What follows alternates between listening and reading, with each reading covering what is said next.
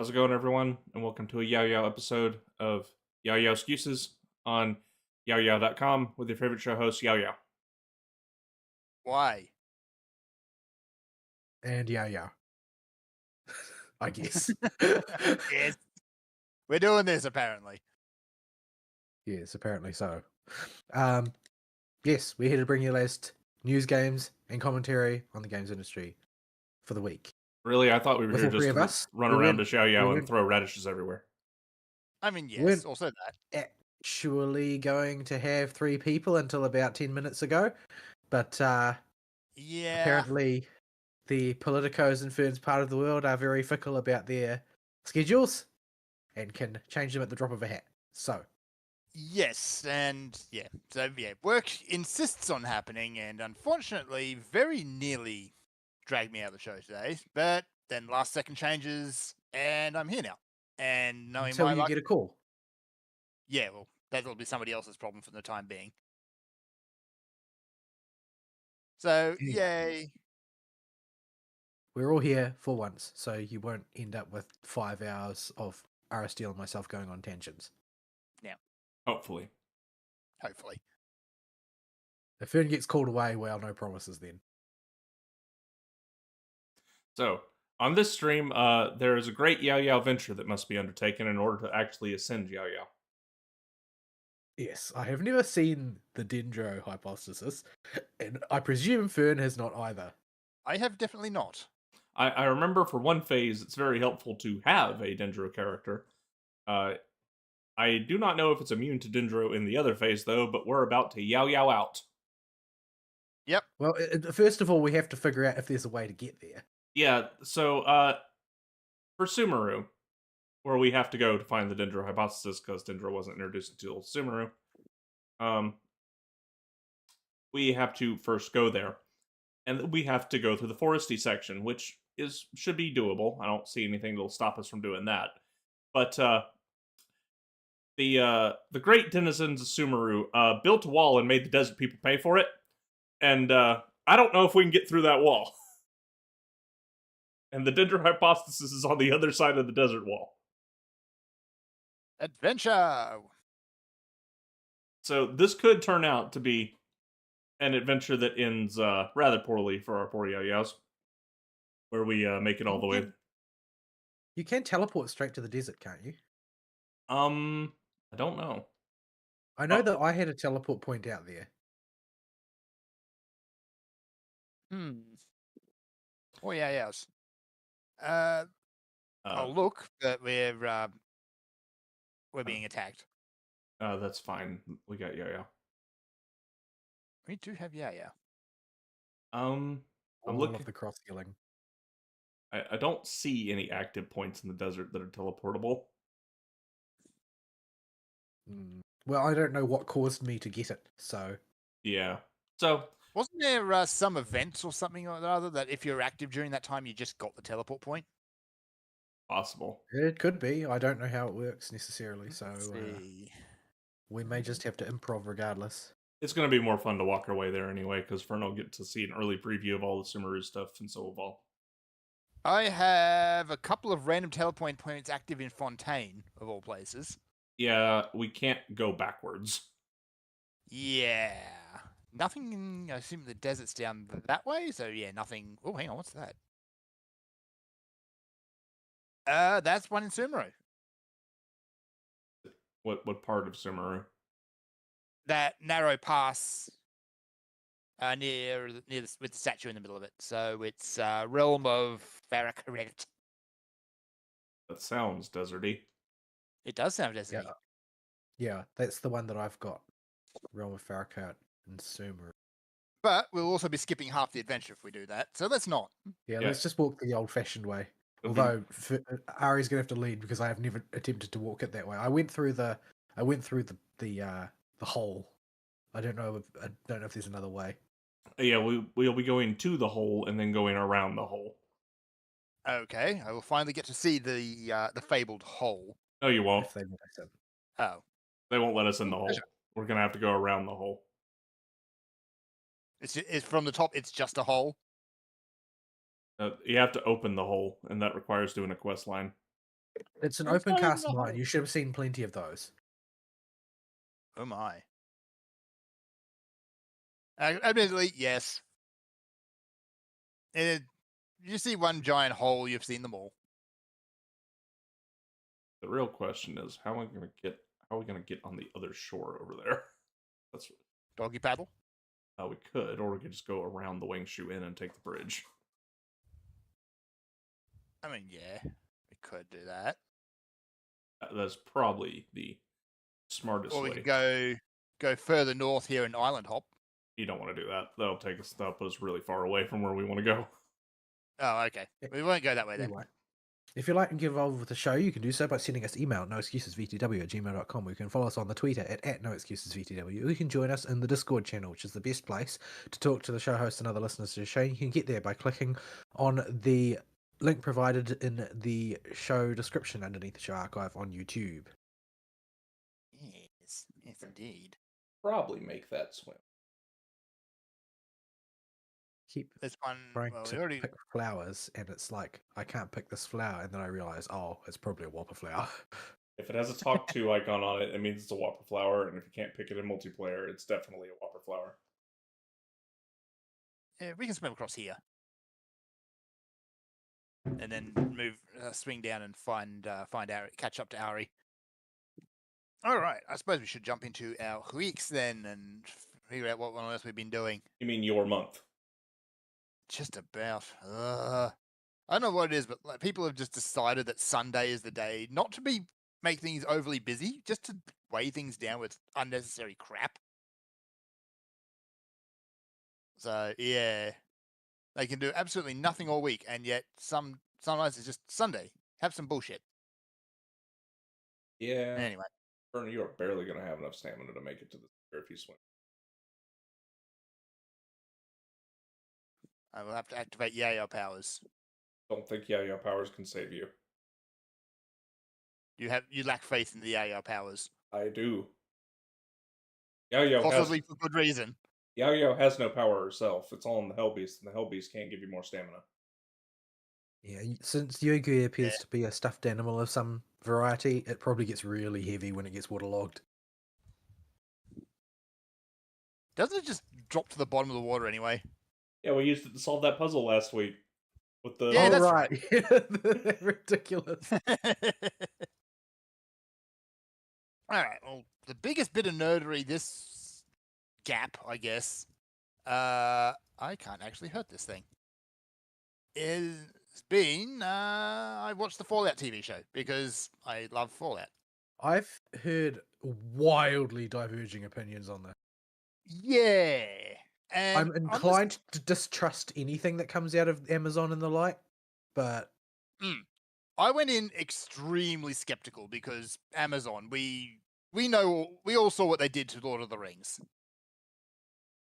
They just can't help but stick their oar in and ruin things. But in the case of the Fallout TV show, I was pleasantly surprised. It is actually good. There's a couple of moments you can see where Amazon's had their meddling happen, but by and large, it's Fallout. It's still true to the lore, despite what the Turbo Spurgs say. The characters are actually terrible people, and everything has gone horribly, horribly wrong. There's also a brain on a Roomba, because Fallout.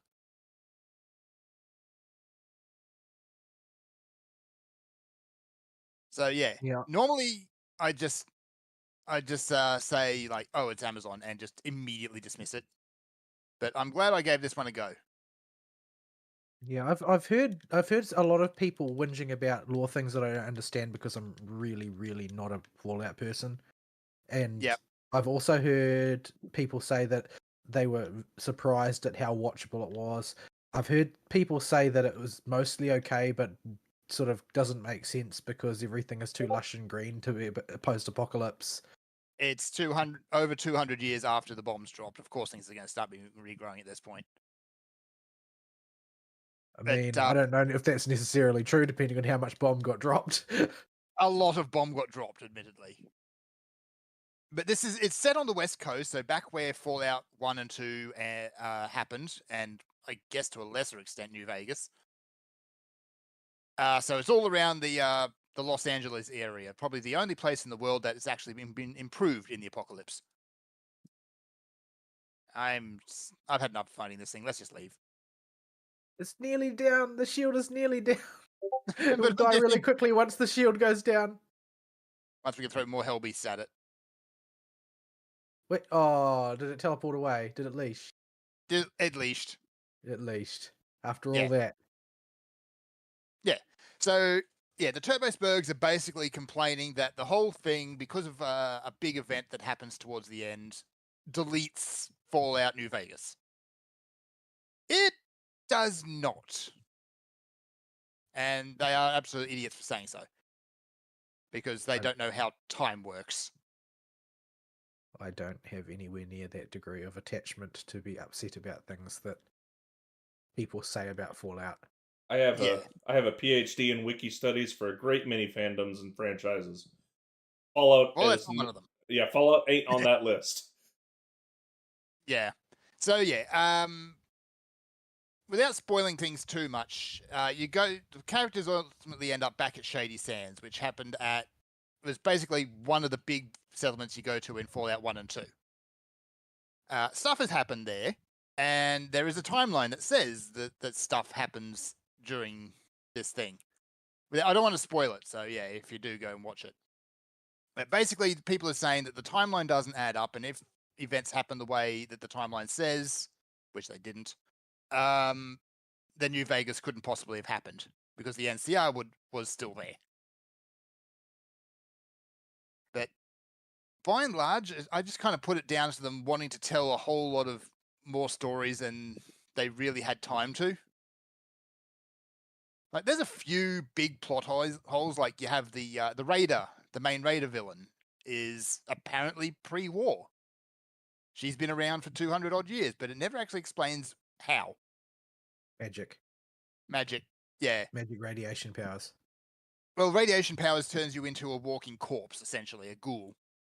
Your nose falls off, you get all wrinkly, and basically you live forever, but you're also in eternal pain. Also, if you lose your mind even slightly, you turn into a flesh-craving zombie. So there's that. And where did you go? Yeah. Oh, hang on. I'm doing it wrong. Fixed. We need to get the teleport point so that we've got the elevation to get across. Yep. There was a reason I hung on to Bennett. Me and the Hellbeast are having an epic duel against a big fire slime. You do that. So yeah, there's a lot more they want to do. Like, they've said they want to talk about what happened to the NCR, who is about as close to good guys in the Fallout universe as you currently get. Like, they basically set out to do what the US government originally wanted to do, and that was kind of unite people and rebuild and, make the place habitable again and bestow a bit of law and order around the place. Make America habitable again. I mean, yes. They're not perfect, but yeah, they're probably doing a lot better than anyone else. So yeah. Dendro slimes. One of the things that I've heard people object to on a lore basis the most is that they seem to be upset. They feel that there's a retcon at work with the Vault Corporation, or whatever they're called, being responsible for the whole apocalypse. Okay, yeah, that's kind of been one of those big things about the lore, is nobody knows who actually fired first. I think that it's better that way, though, isn't it? Yes, like, there's a lot of rumors, and by and large, if you listen to what the lore books written by Americans actually say, it's like the Chinese fired their nukes first, so the Americans basically fired theirs off before the Chinese hit, so they were in transit, and everything started exploding, and yeah, basically the what happens in a mutually assured destruction situation where someone pulls the trigger. So yeah, once one bomb was flying, all the bombs were flying, and it honestly didn't really matter in the end who fired first. Right, we should have the elevation now, right? Ooh, treasure. Okay, I'll try and restrict myself from getting all the treasure, otherwise we'll be at it all day. But yeah, ultimately it doesn't matter who fired first, but the fact that there is the possibility that it was Vault-Tec, honestly, really shouldn't surprise anyone. But I mean, like, that's going to be the default fringe theory, right? But I feel like it's something that the greater integrity of the franchise lore is better served by never clarifying it all the way. Yeah, that's right. So essentially all they've done is added just one more possibility to that big list of potential options. That's it. It's not, they didn't come out right out and say, yeah, Vault-Tec fired first. Vault-Tec was the one that caused the whole thing in the first place. That there is a scene towards the end where Vault-Tec basically says, we stand to profit so much from an apocalypse happening that if it doesn't, we should potentially consider doing it ourselves. Ultimately, Vault-Tec ended up being wiped out like everyone else, but still. Well, I mean, that's pretty standard human behavior, isn't it? Like, you've got all these people talking about needing to create artificial reflectors in the atmosphere to bounce sunlight away, because otherwise the planet will get too hot. Yeah, that's something people are legitimately planning to do, and is likely to be the death of a lot of people if they do, because they're convinced that they understand how climate works. Yeah, I'm pretty sure that's not how climate works. But yeah, at the end of the day, like, you've got in the Fallout universe anyway, you've got all these big mega corporations that are kind of sitting around, and they've been profiting over this big old war for years now, and well, essentially since the end of World War II, these big companies have popped up and have made so much money that, yeah, they basically run the world. And yeah, it just doesn't matter who fired first. The world, everything's blown up. And yeah, the few of the bigwigs who did survive, like, well, I mean, we all know what happened to Mr. House at the end of it, New Vegas. You can basically unplug him since he uploaded himself to a computer. Which, by the way, you actually do see Mr. House pre-war, and they did a pretty good job casting him. He looks like the absolute greaseball he is. Does he wear a Stan shirt with moving plaid? No, sadly not. He's not that kind of greasy. Stan is at least greasy but lovable. House is just a bastard. I don't know any of the characters because I didn't play them. Yeah. I found the only humor that is present in the game is very gallows, and I found it a little bit unrelenting. Like, yes. I'm able to deal with post-apocalyptic in a Borderlands context, because while there's dark humor in there, there's also slapstick, so it feels more balanced to me. But Fallout is kind of like, you need to like wallowing in the darkness. It can be very silly sometimes, but usually whenever it gets very silly, it also crashes right back down with the next sentence. Like, one of my favorite scenes of Old World Blues is the whole discussion about foot penises. Because these scientists have basically been in jars for so long, they've forgotten how human anatomy works. But, yeah, they're happily gabbling away about stuff like that, and then they say, oh, by the way, we just murdered all these people for our science. And they say it so casually. So yeah, ultimately, I'm going to give the Fallout TV show a very solid recommendation, actually, for people who like Fallout. Yeah, I've also heard it said that there's Weasel. It's basically hard to watch if you're not a Fallout person, because They you won't skip understand over a lot of the references. Yeah, and that's one of my big criticisms of it, is they do tend to skip a lot of details. Like, they show pre-war at the start, and they keep going back to the pre-war. But it's like, okay, well, everyone blew up, everyone was nuked. Why? Yes, they're very anti-communist, and people are actually being dragged out and taken away because they're communists. As you should. But they never really go much further explaining anything than that. Like, who is the communists and why is everyone fighting? Why is the technology the way it is? It's because, things like that. Like, they never really state that. Yeah, the microprocessor was never developed, and research into atomic technology also never stopped. That's why the Fallout technology is like that. So atom punk, I guess. Very much. A lot of Art Deco as well. Well, that They worked never- out so well for Rapture. Yeah, it didn't. Didn't really work for Fallout either, I suppose.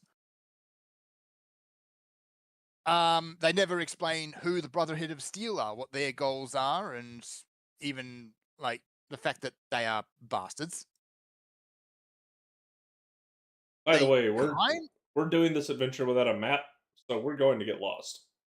Oh yeah, I Yeah. am running completely blind. Yep, and we only Yeah. have your map. So anything that you don't know, Fern, we also don't know.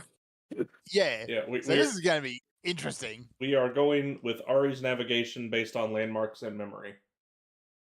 Ooh, a Culus. Where's the Culus? On the roof. You guys On the just roof. gonna leave me here to get killed by this giant geo slime I can't break the shield of, are you? Okay, That's great. why we ran away from it. You can keep running. It is an option. No, it's not. Hellbeast, come to my aid. You must fight. So yeah, as for the characters, you got 3, technically 4, I suppose, if you want to count Dogmeat. 3 main characters. You got the Vault Dweller chick, who is very, very naive when she comes out of the vault. Like, she just... I've heard a lot of people speak very well of her as well because she's not a girl boss. She is not a girl boss. She is incredibly flawed. Like, she is, for want of a better word, a complete idiot when she comes out of the vault. She expects everyone to be like the people in the vault were very neighborly, very nice and polite, and work together. No, that's not how it works. But you still can't sort of help rooting for somebody who's, actually trying to be a good person in a world like that. Yeah. So a lot of the her arc is basically her coming to terms with how the world is now and how to live in that world. Ooh, treasure. You have the Squire from the Brotherhood of Steel, who is... I know one review I saw actually compared him closest to what the player would do. It's like, yeah, you can do the right thing, or you can follow the rules, or, and here's, because you're not going to be caught out until much later, you could just, murder someone and take their stuff. So he's very, very pragmatic, and because he wants to play with a set of power armor. But he's at the same time, he's also very, he's also very naive because he is also still very young. And the Brotherhood is kind of sheltering in a different way. Isn't it some kind of like pseudo-religious order or something? Like technology in structure, basically? Basically, yeah. Like, their whole goal was to keep the old world technology out of the hands of people who might misuse it. And such things. Know all that much about technology.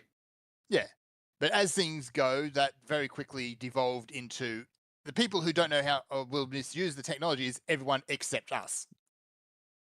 And that didn't take very long at all to happen. No, I don't think we go that way. No, that looks like a dead end over there. I think we've got to go across this bridge. I'm bringing a lot of slimes. They'll leash, it'll be fine. Yeah. The third protagonist is the Ghoul, who is a bounty hunter. And he's just kind of an outright bastard. But he does have his redeemable qualities as well.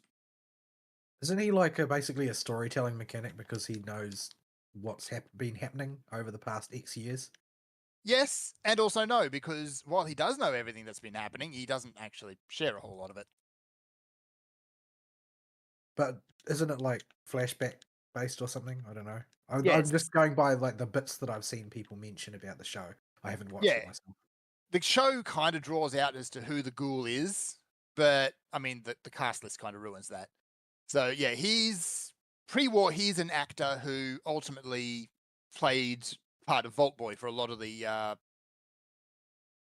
advertising for Vault-Tec. Oh. And his wife is one of said giant dirty CEOs. Was he Which, trophy husband? in some ways, yeah. But he was also a pretty good father because being, CEO or bigwig in a giant evil corporation doesn't leave you a whole lot of time for your kids. But so he gets to see a lot of what Vault-Tec was up to secondhand. And so he does in a lot of ways. For the pre-war stuff, he becomes a vehicle for kind of saying what Vault-Tec was up to, why the vaults are the way they are, and all of that sort of stuff. Scale this mountain. We should be able to make progress. I don't know if I believe you. That sounds like a guess. I mean, If we scale this cliff face, I might be able to see where we are and make an educated guess. How's that? you guys scale. I'm just gonna use the stairs. Oh yeah, this looks right. There's a for the week. Oh, Something 7,000 steps up to High Hrothgar. I think we just keep I wonder on. if they actually counted that. Keep on climbing. But anyway, so yeah, they did a good job. And for season 1, anyway, I'm going to recommend it. Season 2 basically says, okay, we're going back to Vegas. Has Amazon ever had a good season 2 of anything? No, I don't think so. There's been a lot of things that haven't had a good season 1 of either, so... Yeah, well, those usually don't get a season 2. Yes. Though I hear that Rings of Power had like 5 seasons slated or something. Yeah, and they only made 1, and that got canned. Look Because about counting your chickens, my goodness. Yeah, Rings of Power was just dreadful. Well, I mean, it'd be one thing if it was merely dreadful. The thing is that they gave somebody who had no record of being able to create anything decent reign over like $1 billion. Yeah. So ultimately, all the lore basically became, oh, Galadriel did it. I mean, what was Peter Jackson's budget?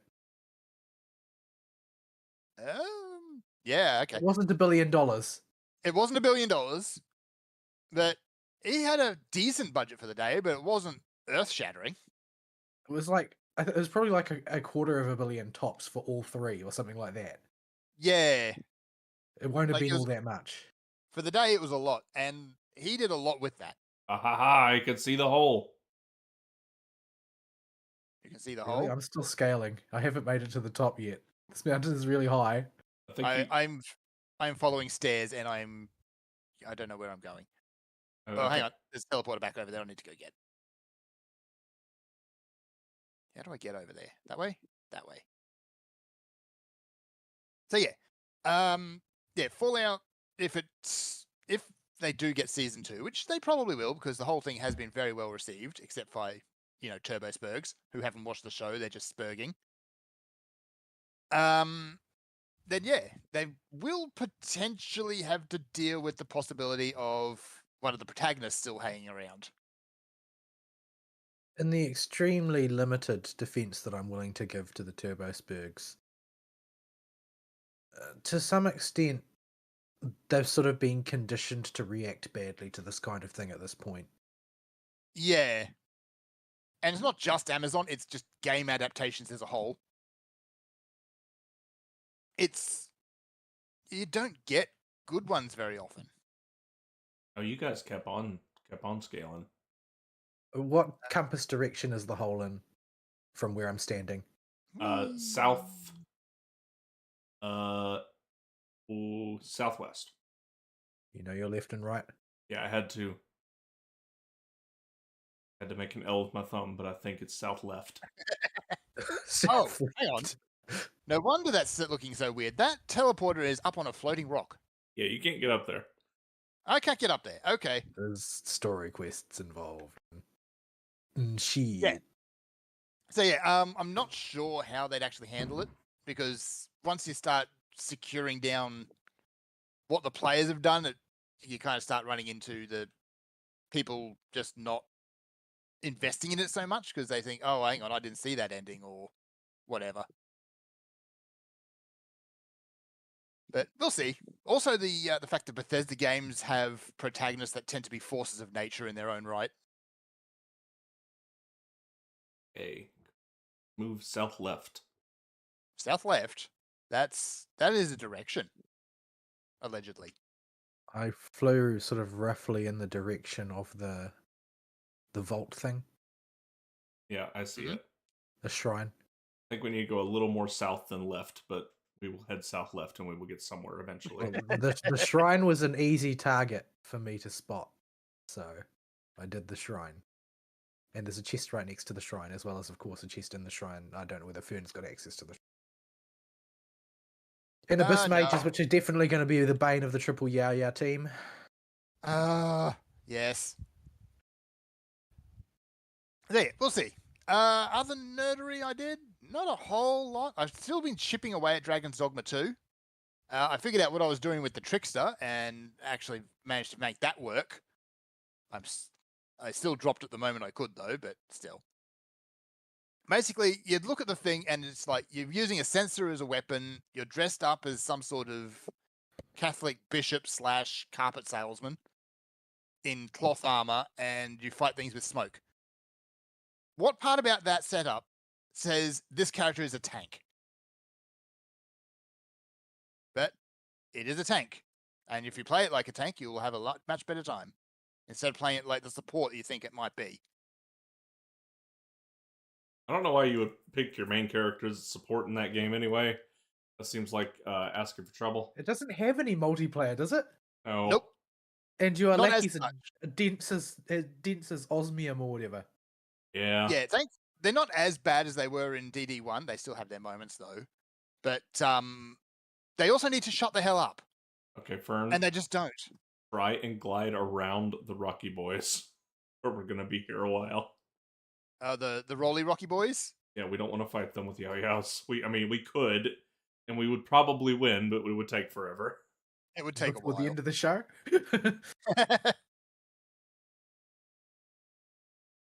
So yeah, I still haven't finished DD2. I need to go and finish it because I think I'm nearing the end, but I'm not sure. I've explored almost the entire map, so yeah. It is on hold for me. I don't know if you were here for that week. Probably not. Where I was talking about DD2 and why it's on hold for me.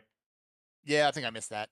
I'm still having major performance issues with my card, even after updating the drivers and them putting out a few hotfixes for it. And Yeah, I'm also just not in the headspace for a hard RPG. As opposed to what? What other type of RPG is there? I didn't think this joke through very far, Vault, and if I keep going with it, you know what I've been watching this week. Yeah, Oh, don't. no. Please don't. Please don't. Fern will get very sad. Oh, sad. So Are you fighting dudes? You're fighting dudes. We're fighting Geo Slime, so we'll be here a while, don't worry. I saw the little Rocky things to break, and then the Geoslimes popped up, and then Yao decided the Hell Beast must be fed. Yeah, understandable. You saw nothing. That is. I didn't want this to take all day. Betcha if we break all of these, something pops up. There's another one. There's the other one. Nope. What's over there? Oh, yep, there is. Ow. Ah. Feed the Hell Beast.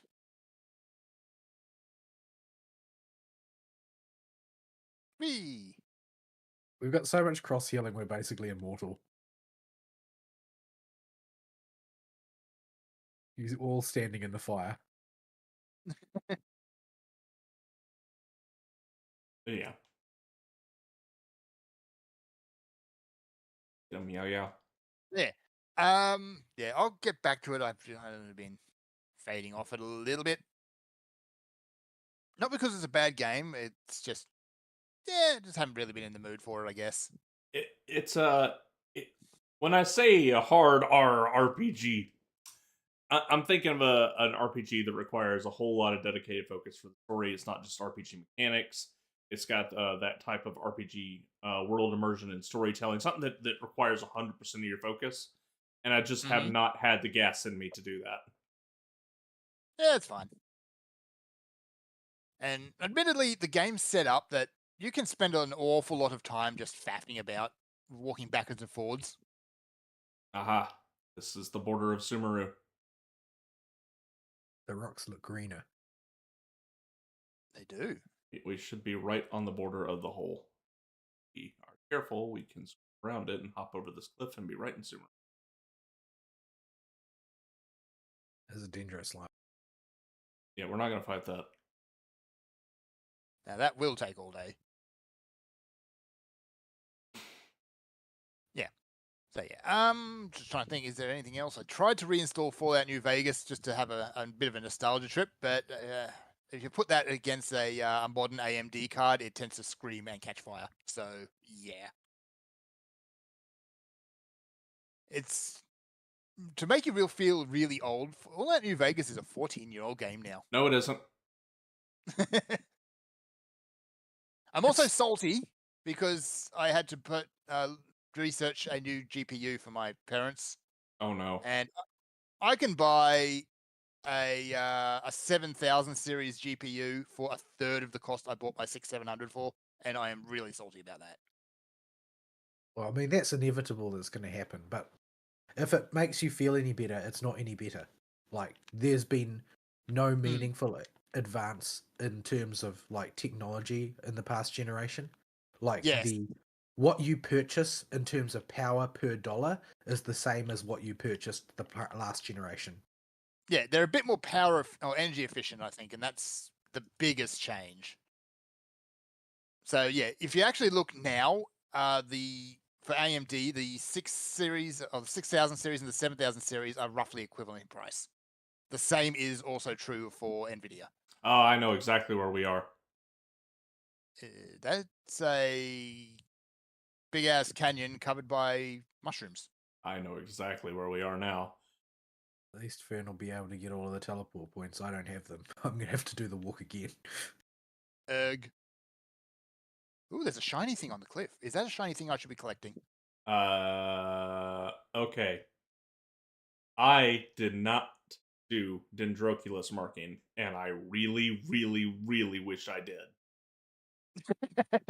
Because, holy crap, some of the Dendroculuses are in wackadoodle spots.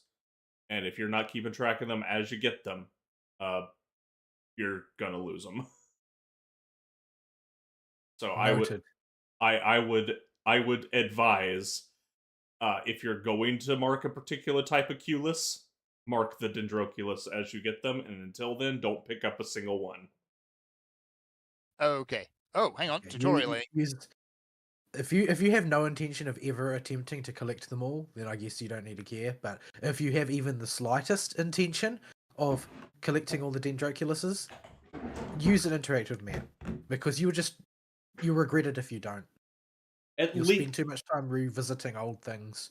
Like, I did all of Liyue without any kind of marking, and I regretted it because I just had to spam locator after locator at the end. And call in the Metroidvania expert. It gets that bad? Liyue's not that bad. I got away just marking the really wackadoodle ones in Liyue. I didn't make any though. So basically, Aristiel came in and looked in all the places that he thought that I wouldn't look, and found a lot of them, and I found the rest of them using locators. Right. Yeah. But Sumeru's problem when you're here, you will notice currently we are on rather high elevation. We are up at the top of mushrooms. If you look down, you will notice there are multiple layers to just this little subzone, and this is still considered all the top layer. Oh no. You will see further, if you look further past where I'm looking right now, you will notice you then hit ground floor. And then, underneath ground floor, there's an entire second layer below ground in Sumeru. But why though? And then, Sumeru isn't just the foresty area, it's a desert area too, with the same elevation shenanigans. Is she big? And Sumeru is effing massive. Let's teleport her over here. I'm just going to go and poke that. Oh, Assuming it's at this elevation, which I think it is. It's being marked as at this elevation. oh, maybe Yao can turn on the Spooderman. Dendro? Yeah? Yeah. Yeah. Elby's can. Where'd they go? Oh, over there. And Okay. What? here. I don't know where you are. I didn't see you jump. I just saw you disappear. Look on the map. Oh, I see you. Hang on. I'm just back down. There. What is that? There's a large mechanical thing down there. These are the Sumeru grapple points. Sumeru grapple points are the evolution of the Inazuma grapple points in that they have a hard stop. Oh, I see. Whee! Okay. Thankfully, you don't need to do any story progression in order to actually use those. Oh, just start grabbing and zooming. So we were making our way to the desert to go play with Hypothesis.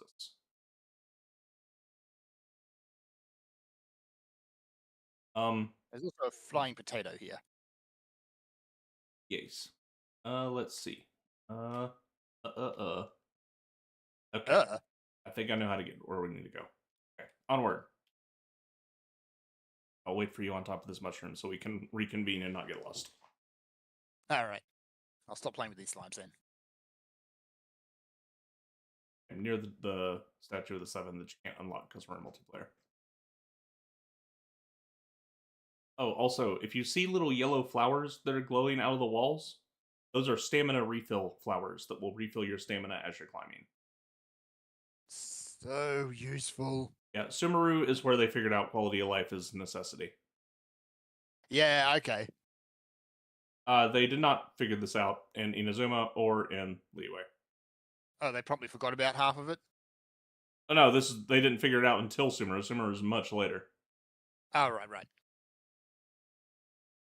But Yao has to come here to get a Dendro hypothesis, so onward we go. Yep. Alright, we're close enough. Follow the flying Yao. Or at least my map marker. There's a good amount of zoom going on. Yes. I will be endeavoring not to zoom too much unless it is a just super fast way, otherwise we're going to lose each other.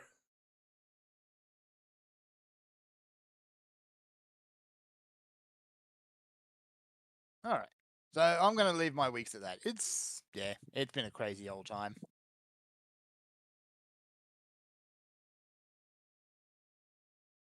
I don't... Right. Yeah. I'm trying to think. Is there any actual upcoming releases I'm excited about?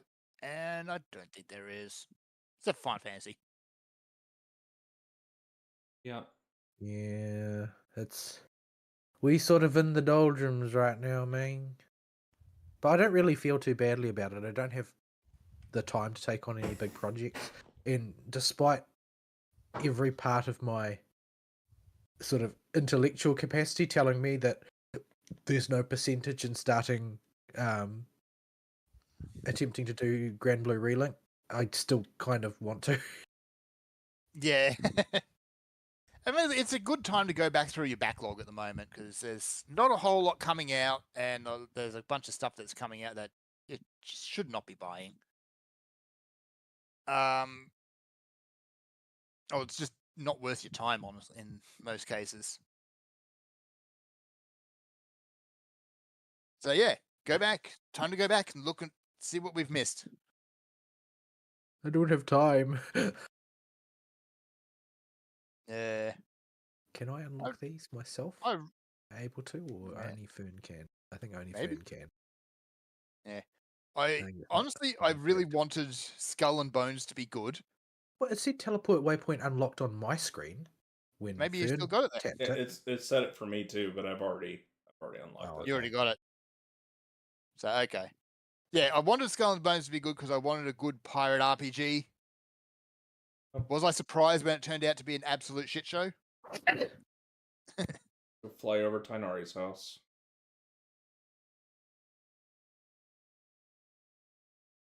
Whee. Anyway, Vol, what you been doing?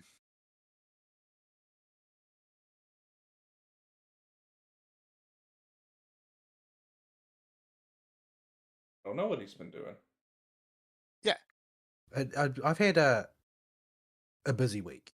It was not like anything in particular was happening. It's more that I just had a lot to do of normal things. And that's likely to continue in perpetuity the way things are looking as we roll up on audit season. But yeah, I haven't had a lot of time to devote to anything other than coming home and passing out usually after work. Everything that I'm playing is currently in sort of like at least a pseudo holding pattern.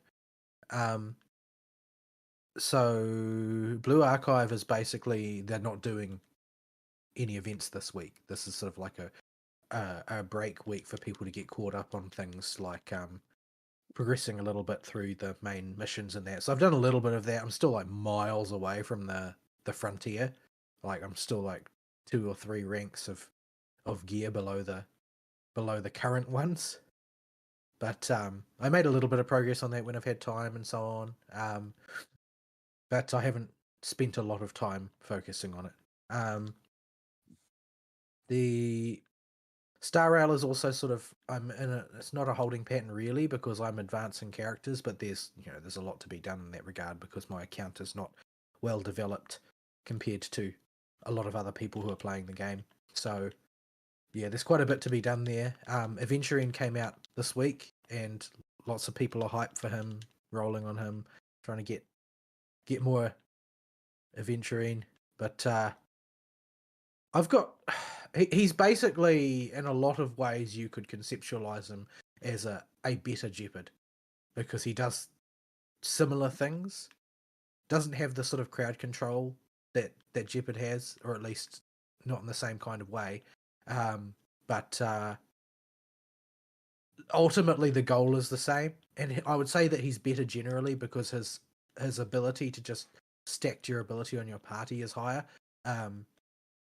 But because I've already got Jeopard and resources are thin on the ground, and I want to roll on Fushuan, that's probably the route I'll go. So I'm ignoring Aventurine basically.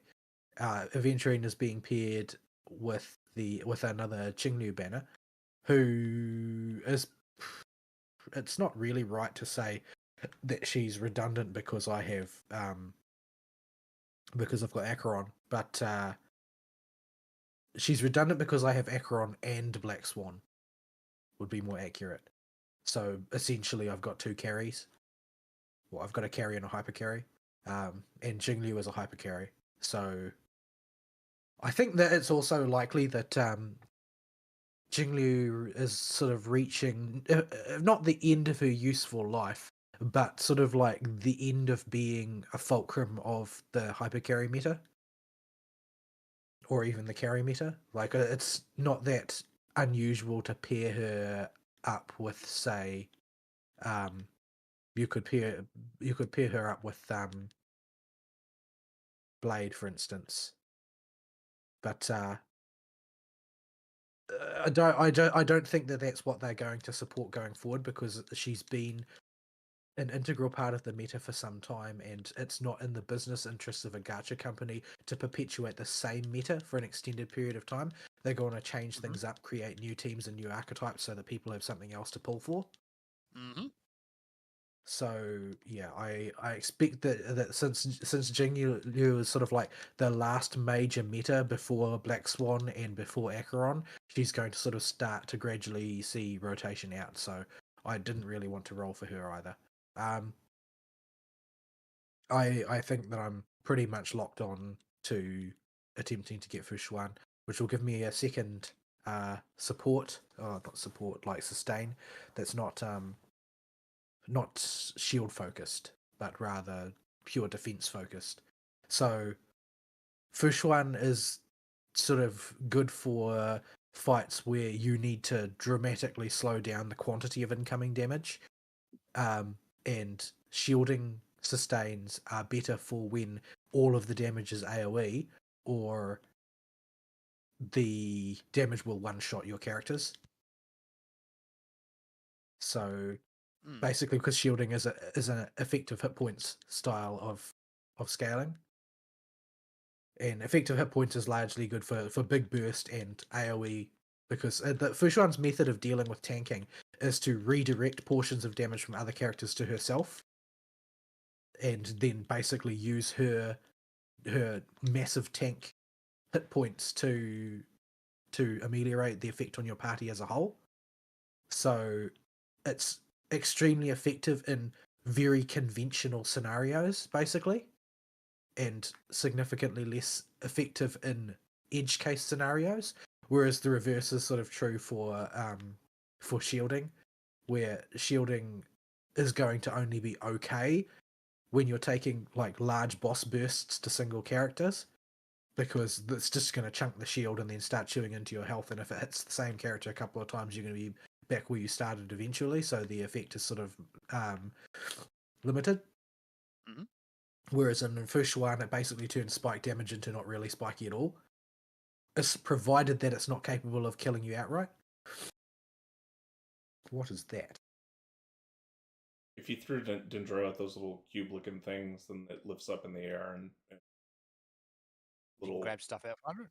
Yeah, Okay. There was a big old Mora pile under that one. I see. Never have too much Mora. So yeah, there's an event going in, another event going in Star Rail at the moment, which is one of the conventional sort of battle events that they have in between every other major event. So they'll usually have a very casual, story-heavy event with a minimum of combat, alternating with like a special conditions battle type event. That's usually the way it goes, and so every couple of weeks it'll switch from one to the other to sort of keep things fresh and give both the people who want to do sort of like experimental teams and strategies balance with the people who just want to sort of soak up the universe vibes type of thing. And I feel like it's a good balance, but we're currently on the combat side of the ledger, which is quite challenging. So it's not challenging because you need a ridiculously hyper-developed roster. Star Rail, in Star Rail, having heaps of characters is just a luxury. It's not a necessity. So, like, in this event, you have access to enough, like, trial characters that you can build entire teams of trial characters that are capable of clearing all of the events. You don't need to use any of your own ones if you don't want to.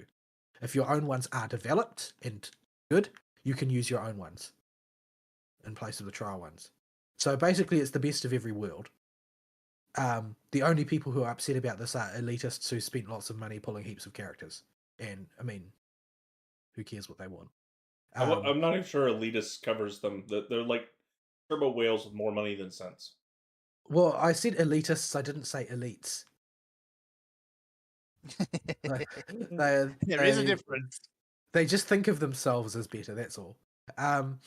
But this basically means that you can do all of the stages in the event, even if your character roster is really small. So this is in sharp contradistinction to a lot of other challenge quests and that and other gacha games. But what did all these mushroom people do to deserve this? They're mushrooms. You cannot never trust a mushroom. The second story quest for Nahida will make you feel very bad for murdering all the mushrooms. I will never feel bad for murdering mushrooms. No, you will feel bad for murdering the mushrooms after the second Nahida quest. But Aristiel, I thought you loved mushrooms on pizza. I do. That yeah. So the issue though with having all the trial characters available is not that that's a problem in and of itself, so much as you end up every time you try and doing one of these quests with a small roster like mine where you don't have a lot of experience, is you end up with mechanics overload. You spend all your time trying to work out what characters do and how you're supposed to be using them. So it can actually take quite a long time to do something quite simple, simply because it's like, well, you press the button and then like 5 different things happened and you have no idea why. So yeah, it's kind of fun though, and it's a good marketing exercise as well for characters that are already out in the wild, as it were.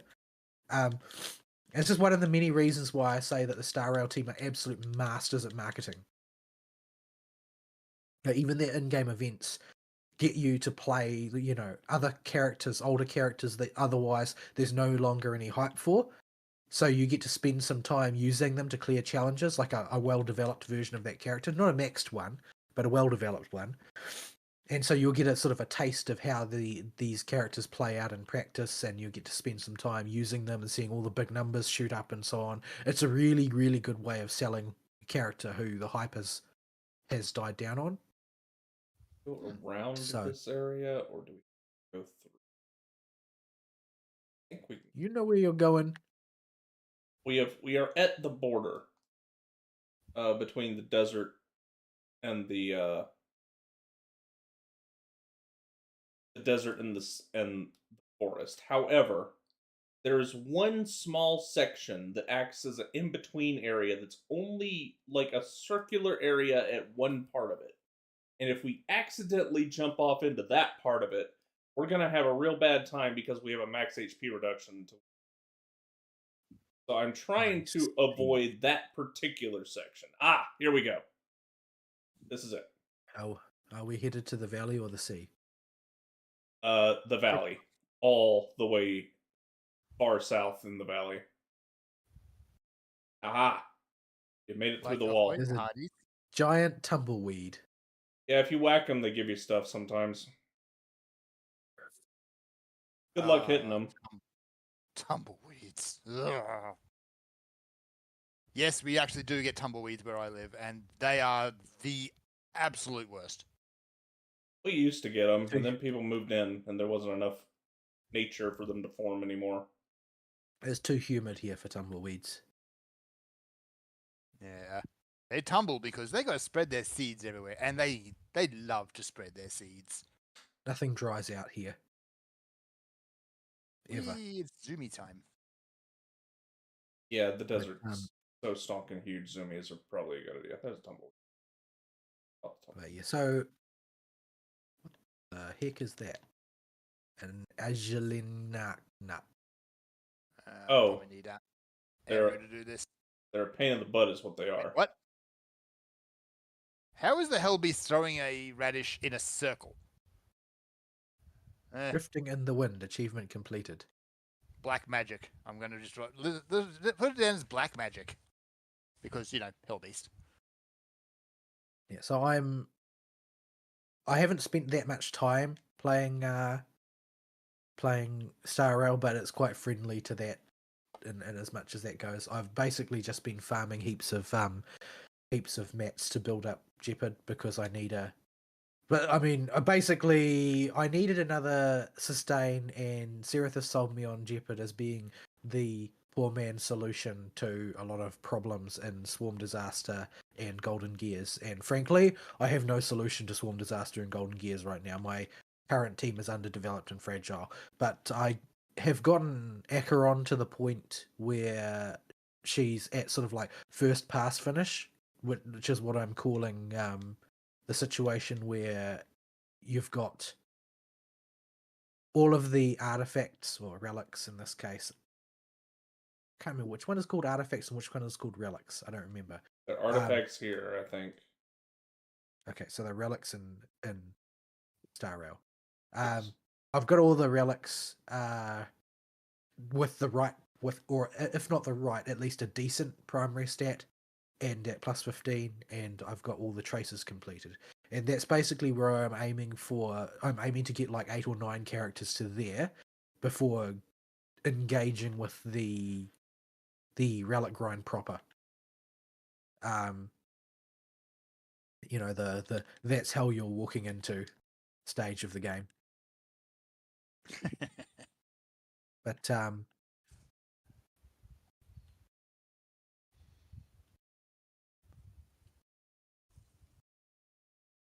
yeah, it's I've gotten most of Jeopard's traces nicely built up at this point.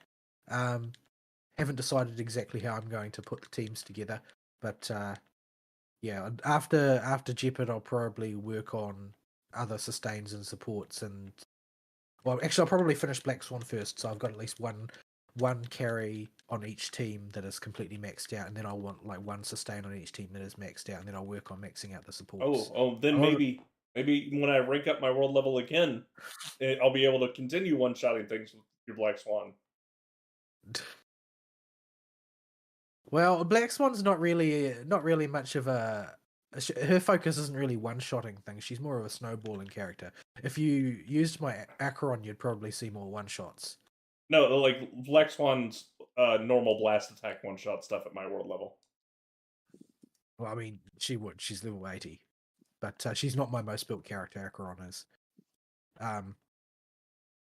But all of my Black Swans relics are focused around improving dots, so they're not necessarily going to burst very much. But yeah, so that's sort of like it's proceeding along at a stately pace. Everybody's waiting for the next chapter of Penacony because of the last one landing on a cliffhanger. Everybody is desperate for the first scene of Penacony Chapter 3 to be something in particular that I'm not going to mention because it's a spoiler. But yeah, there's a pretty strong fan consensus on how they want things to go, so it's probably going to betray our expectations. Since everything that they do has so far. But yeah, definitely the story has gone in a direction that I feel would probably make a bit more sense if I knew a little bit more about Hoyoverse Dream Theory. But yeah.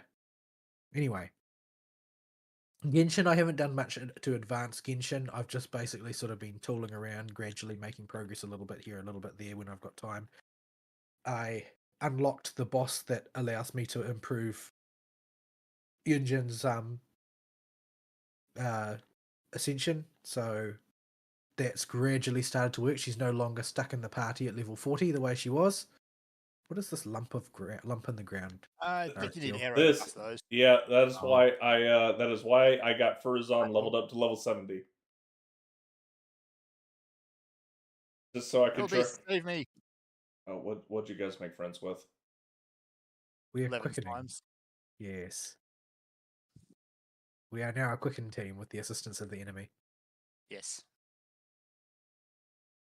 All the speed.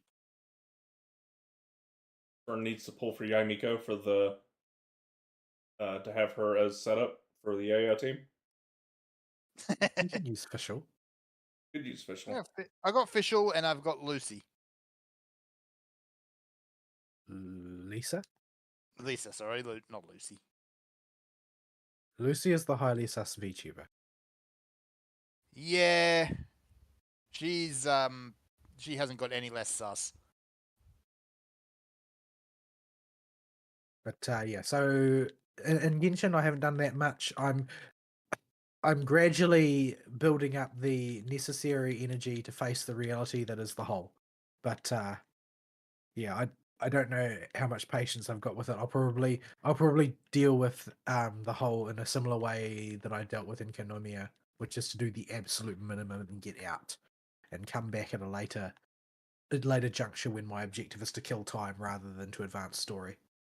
I did do a couple of story quests here and there. I made just enough advancement in Inazuma to get that boss for Yunjin unlocked.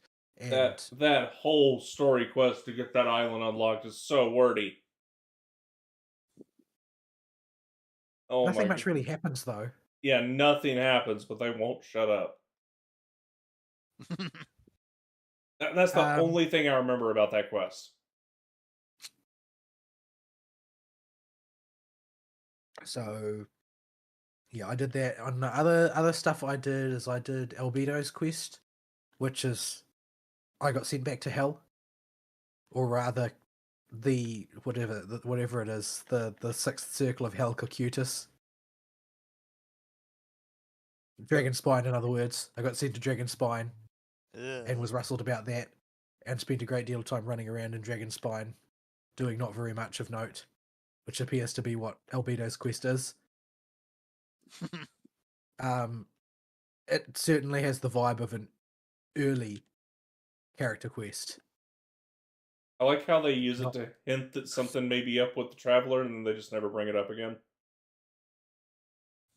I thought that it was just like, oh well, they're just trying to say that Albedo feels like a certain amount of kinship with the Traveler since neither of them really belong.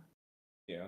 Also, Fern, you're probably gonna want to tag this Statue of the Seven, so we actually have a Statue of the Seven out here to return to heal to. He can't. That's probably a good idea. We'll have to leave the game, and then he could tag it, and then we Yeah, I've can got go to back. kick you out, and then you come back in. Yeah, so we'll get to the statue, and we will abandon sheep, and then you will tag the statue, and then we will go back. Let's relocate. If they get shipped back to Mondstadt when we do this, I'm going to be so nettled. Yeah, it won't. We've grabbed a few way markers on the way. He has. I haven't. Yes. There. But yeah, last few times I've actually had to disconnect and anything like that, it's left me where I was. Yeah, it should be fine. And I'll actually need to see to grab the stuff to go to what's the correct spot on the map if we're gonna be hitting the digital hypothesis.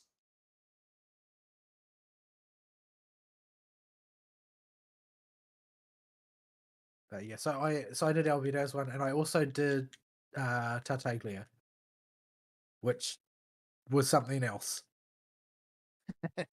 His was at least funny. Yeah. He's not the greatest actor in the world, I have to say. He's just a toy But, maker. yeah, definitely a toy maker and nothing else. I liked when he was giving the speech to the other Fatui. That one I found amusing. It's clearly some deep metaphor that only the Harbingers understand. Yeah, for sure. But I don't know, like it felt a little bit unrealistic to me in some ways. It's like, well, you know, you nearly got an entire city of people killed, and I'm supposed to treat you like a friend now. Like, I feel like there's a missing chapter here somehow. You should have done something redemptive other than just dote on your sibling. But yeah, I mean, it is what it is. This is always the way it's going to go in a gacha game in order to make a villain credible. Then you can put him in the gacha reel. Yeah. But you can see this sort of thing playing out in advance as well, like in the Alachino animated short, which is a very nice animated short. I recommend you watch it. It's called A Song Burning in the Embers on their official channel on YouTube. It's basically the whole point is that they're trying to set up Alachino as a character that you can sympathize with rather than simply putting 6 feet under. So that did not reveal a whole lot of the map. Okay, I just need some kind of landmark there to figure out where we're going on the map. Yep. Okay, you can come back in now.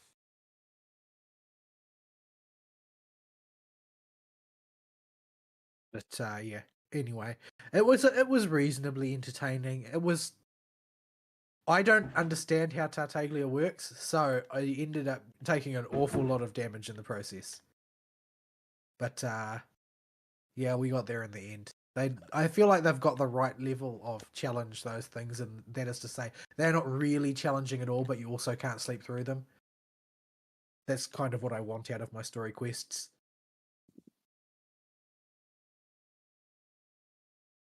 What are you doing? Return to Yao Yao. I am trying to remember what the actual living heck where we're supposed to go here. You haven't led us in totally the wrong direction or anything, have you? No. We're in the ballpark. I just don't remember exactly where to go.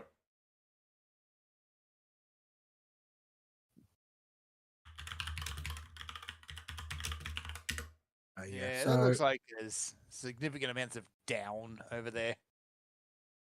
I've still got a ton of content to do. Like I've done like 19 out of 46 quests or whatever in Inazuma. The game is too big. In the best way, the game is too big. There is so much content that I can't imagine ever getting through it all. I mean, eventually you do, obviously. But there's certainly a lot of it. But I haven't even done all the quests in Star Rail. And generally speaking, I feel like if you average over like number of quests, however many number of quests there are, pretty much all of Star Rail's quests are more compelling. Like they all have more emotional heft to them. They're not just make work for the most part.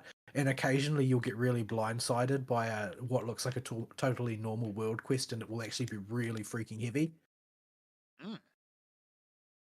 Yeah, they don't they don't start the big eventful heavy world quest stuff until Sumeru.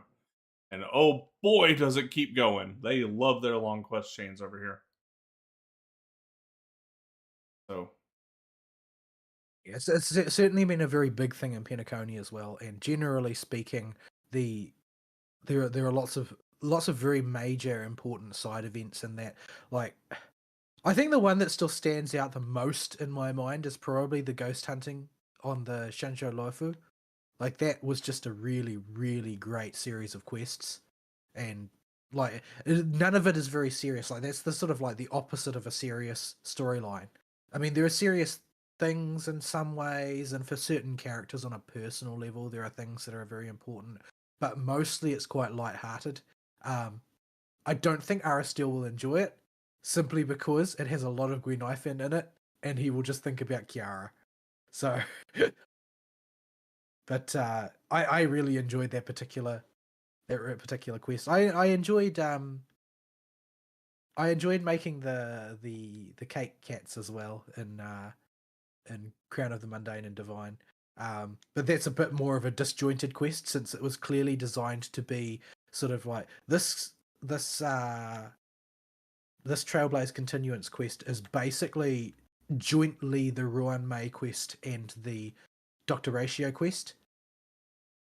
And it sort of sets up the both of those. I did not expect that Dr. Ratio would go from having, Crown of Mundane and Divine Part 2 being his, like, totally focused on him and what he thinks about things, and then for that to segue straight into him being, like, sort of like a key background operator on Penacony, which he ends up being. Like, he's just appears a few times, and he's, like, really tied into what other characters are doing, and he's got a really interesting characterization as well, because like he's one of very few characters that are associated with like IPC and the Intelligentsia Guild and that, who just seems like, despite his foibles as an individual, is just a good person who actually cares about people. Because most of the others, like you might find out if you dig really deep below the surface, like with Topaz, for instance. Like Topaz is a good person. But it's buried real deep, and she tries to hide it because it would not be practical if everybody knew that she's actually got a lot of sympathy. Oh, I'm gonna fall. I'm totally gonna freaking fall. I made it at the top and then fell off because of terrain wonkiness. My bar was completely empty when I made it to something standable. It was completely empty. Oh, look at all them zippy things we could have taken if we were smart. What? I can't see them. I don't see them. I don't see. Oh, there's one over there, and they're kind of far out of the way.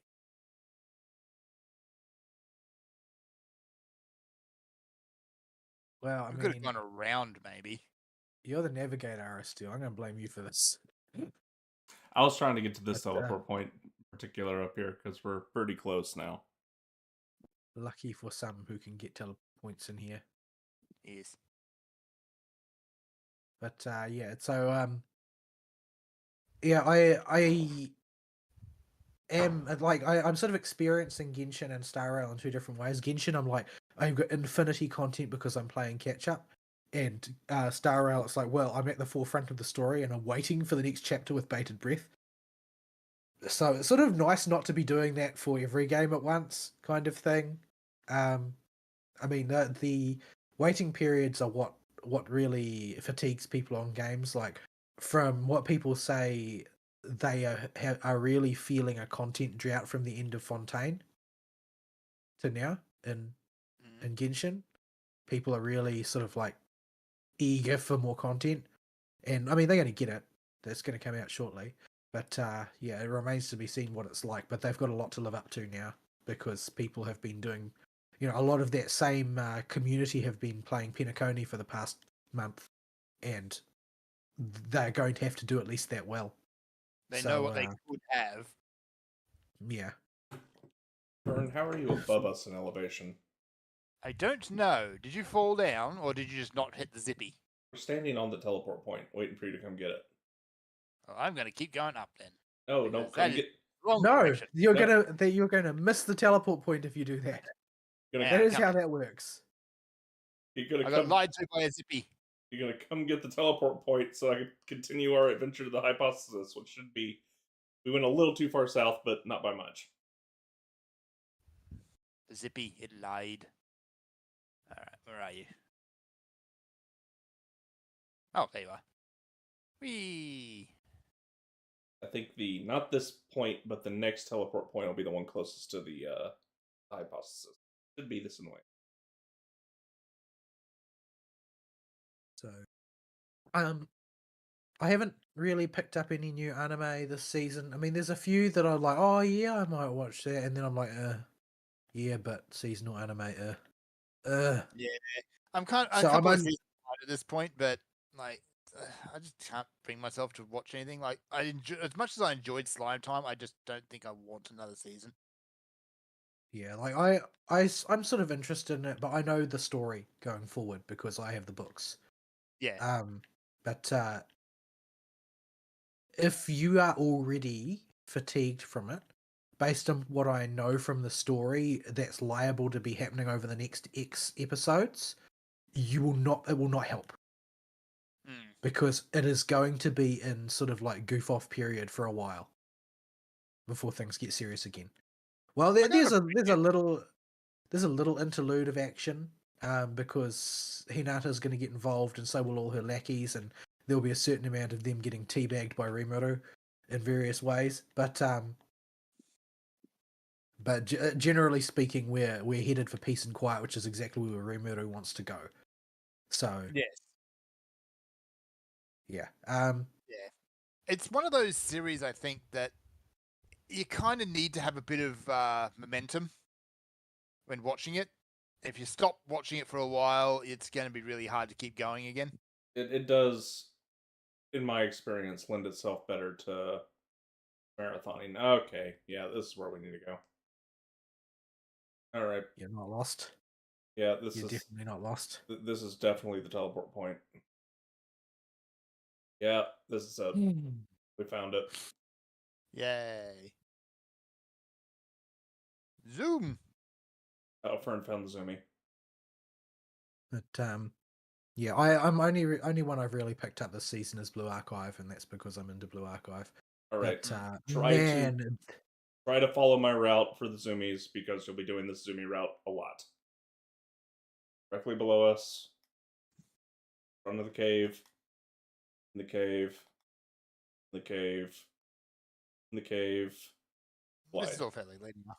Yep. Spider-Man, eat your heart out. Spider-Man. We made it. We found him. We have found the cube. You said it's different to the other ones, though, right?